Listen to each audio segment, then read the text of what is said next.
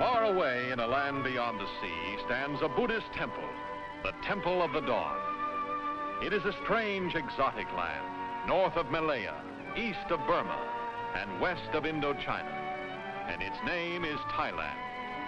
Thailand, which men once called Siam. It is a land of contrast, of paradox, of long tradition. Like the tradition of the Ramakian, born of the folklore of ancient India, symbolizing the eternal struggle between good and evil.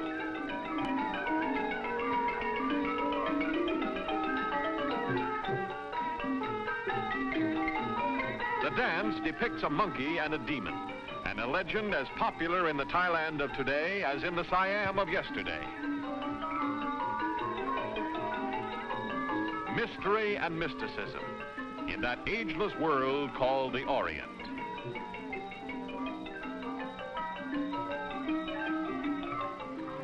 Bangkok, capital of old Siam and modern Thailand, a city of klongs or canals, is often called the Venice of the East. Many of Bangkok's approximately 1 million citizens live along these waterways. The capital's floating markets, where trade and traffic meet, are justly famous in this largest city of Southeast Asia.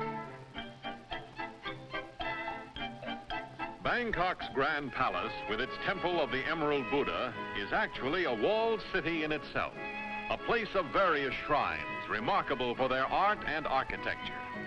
Today, Thailand, with some 18 million people of Oriental blood, is mainly a Buddhist country. The Thais enjoy complete freedom of religion, and long ago the people chose Buddhism. Bangkok's renowned and remarkable standing Buddha makes a mighty and majestic figure.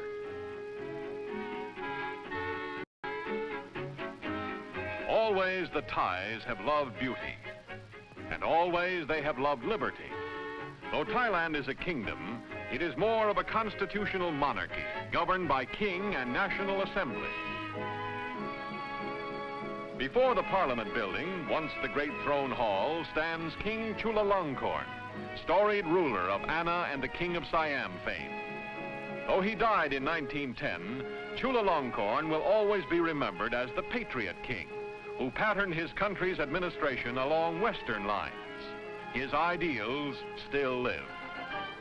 They live in the modern avenues of progressive Bangkok, in the magnificent monument of democracy, just as they live in the hearts of the people. For Thailand today is a democratic outpost in highly strategic Southeast Asia. The Thais are a busy and enterprising people. Bangkok, a city of color and contrast, of streetcars and motor cars, of samlors, Thailand's version of the rickshaw. The Thais are also sports-minded. This is takra, a traditional national game played with a woven rattan ball. A basket, almost. In takra, it's every man for himself. He may use various parts of his body to guide the ball. He must also use his head. This time it's made, a perfect basket. Like other activities and customs, many Thailand sports are traditional and unique. Take boxing. Here, the idea is not only to lay a hand on each other, but also a foot. The referee really has his work cut out for him. They're putting on quite a show. Now it's knee action. This thing can't go on forever.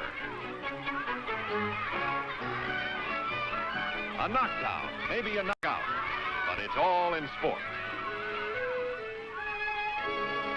And speaking of sport, the annual soccer football game between two Thailand universities is a main event of the year.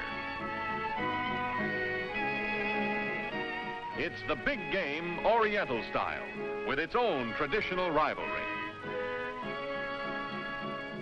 The youth of Thailand marching in salute, marching in step with the world that is free.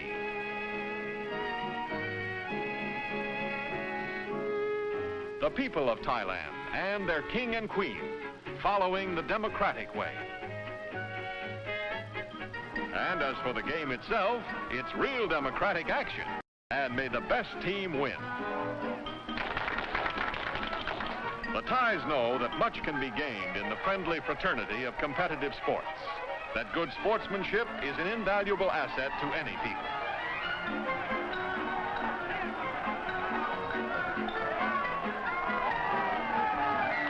Today, more than ever, the spirited people of Thailand realize that what they learn on the playing fields will make them strong in other fields.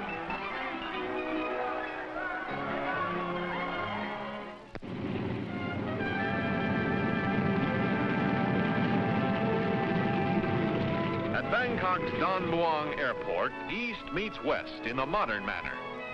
And the circumstance is both intriguing and exciting for all concerned. From airplanes to elephants, and the world turns backwards in this land of contrast and paradox. The elephant is the symbol of old Siam, and still an important factor in the new. In the great teak forests of the north, where hardwoods remain a treasured resource, the faithful elephant is still a kind of oriental lumberjack. And what does he get for all this? His food and a daily bath, which for elephants seems sufficient.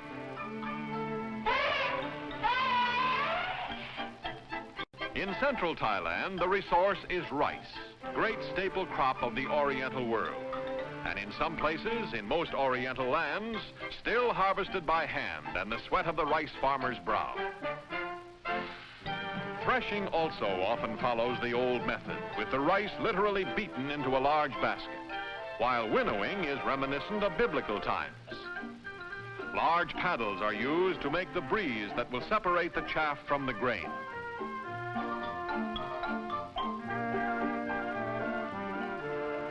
This is Thailand's beautiful marble temple. Siamese Buddhism has always been a sacred profession, a kind of way of life found in a priestly brotherhood, another tradition in a land of tradition.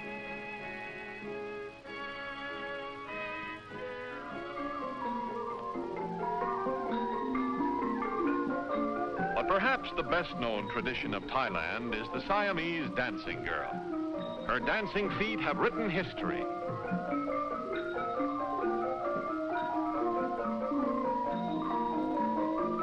For centuries, her beauty, her grace, and the splendor of her costume have been the true personification of that strange and exotic land across the sea.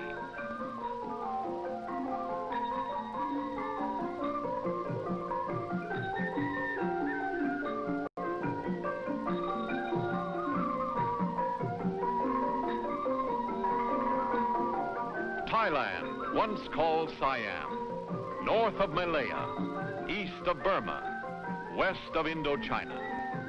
Thailand, outpost of democracy in Southeast Asia, bastion of freedom in this world of ours.